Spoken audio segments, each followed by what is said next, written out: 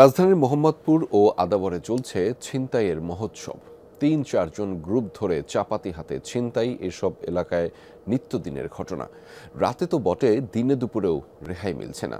এমন কিছু ঘটনার সিসি ক্যামেরার ফুটেজ এসেছে যমুনা টেলিভিশনের হাতে। তবে ছিনতাই চক্রের ভয়ে মামলা করতেও ভয় পাচ্ছে ভুক্তভোগীরা। সহকর্মী আশিক মাহমুদের প্রতিবেদনে থাকছে বিস্তারিত। ছবি তুলেছেন নির্মল চন্দ্র। শ্রীলঙ্কা আবারও রপ্তানিতে শীর্ষে। ভিডিওটি রাজধানীর আদাবর এলাকার।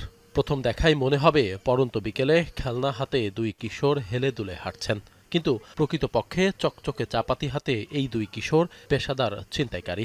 দিনে দুপুরে চাপাতি ঠেকিয়ে মানুষের মূল্যবান জিনিসপত্র লুটে নেয়া তাদের নিত্যদিনের কাজ, যা দেখার বা প্রতিবাদ করার যেন কেউ নেই। সিসি ক্যামেরার এই ফুটেজটি নবোদয় হাউজিং খালপাড়ের। গত ২৫ জুন রাতে চাপাতি হাতে আসে ৩ কিশোর। রিকশা থামিয়ে কয়েকটি মোবাইল, মানিব্যাগ সহ মূল্যবান জিনিসপত্র লুটে নিয়ে পালিয়ে যায় তারা। তবে ছিনতাই চক্রের হামলার ভয়ে ক্যামেরার সামনে কথা বলতে চায় না ভুক্তভোগী, এমনকি মামলাও করেননি থানায়। এলাকাবাসী জানায়, এক পাশে নবোদয় হাউজিং, অন্য পাশে শেখের টেক বস্তি। মাঝখানের সড়কটি ছিনতাইয়ের হটস্পট। রাতে তো বটেই, দিনে দুপুরেও এখানে ছিনতাই হয় নিয়মিত। মানুষ যে যাইবে এমন কোনো পরিবেশ নাই। আপনি একটা দামি একটা ফোন নিয়ে যাইতে পারবেন না, আপনি লগে কয়টা টাকা নিতে পারবেন না।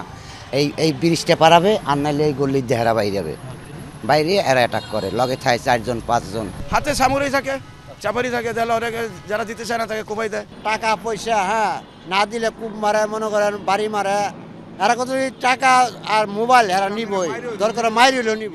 অটো ওই দিক থেকে নিয়ে আসে সিপাগলি ঢুকে 3 জন আসলো, চাপাটি ধরে ওই মারে অটোটা কারে নিয়ে গেছে।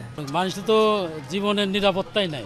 সন্ধ্যা নামলেই এই শেখের টেক বস্তির কোথাও লোট পেতে থাকা ছিনতাইকারীরা এই ব্রিজ ধরে প্রধান সড়কে আসে এবং এখানে দাঁড়িয়ে থাকা মানুষ, এমনকি চলন্ত গাড়ি থামিয়েও তারা ছিনতাই করে, লুটে নেয় মোবাইল, মানিব্যাগ, মূল্যবান জিনিসপত্র সহ সবকিছু। আর সেগুলো দিতে না চাইলে চাপাতির কোপে গুরুতর আহত, এমনকি মৃত্যু হচ্ছে মানুষের।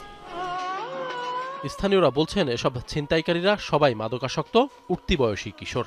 মাদকের টাকা জোগাড় করতেই এত বেপরোয়া, তুচ্ছ কারণে মানুষ খুন করতেও দ্বিধা করে না। একটা বাবার দাম 300 টাকা, তার তো আর 300 টাকা তো 10 মিনিটে কামাই করা সম্ভব না। তার নেশা উঠে গেছে, তারা খাইতেই হবে ওটা। ওরা কি করে, রাস্তায় নেমে পড়ে, চাকু টাকু নিয়ে সব নেমে পড়ে রাস্তায়, যার কাছে যা পায়। মনে করে যে মাদক খাচ্ছে, সুযোগ পাইলো একটা লোক ধরে টাকা পয়সা সব কায়দা নিল, আবার নিয়ে চলে গেলাম মাদকের কাছে। আবার ওদের এটাই ব্যবসা। মোহাম্মদপুর ও আদাবরের ছিনতাই চক্রের মূল হোতা কবজি কাটা আনোয়ার। কয়েক মাস আগে তাকে নিয়ে যমুনা টেলিভিশনে অনুসন্ধানী প্রতিবেদন প্রচারের পর সাঙ্গপাঙ্গ সহ গ্রেপ্তার হয়। তবে কয়েকদিন আগে আনোয়ারের অন্যতম সহযোগী বিল্লাল ওরফে ভাগ্নে বিল্লাল জেল থেকে ছাড়া পেয়ে আবারও বেপরোয়া হয়ে উঠেছে।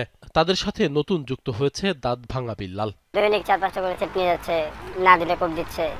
এই অবস্থা এখন মনে করেন কি এলাকায় থাকার মতন না, এরকম একটা অবস্থা হয়ে গেছে।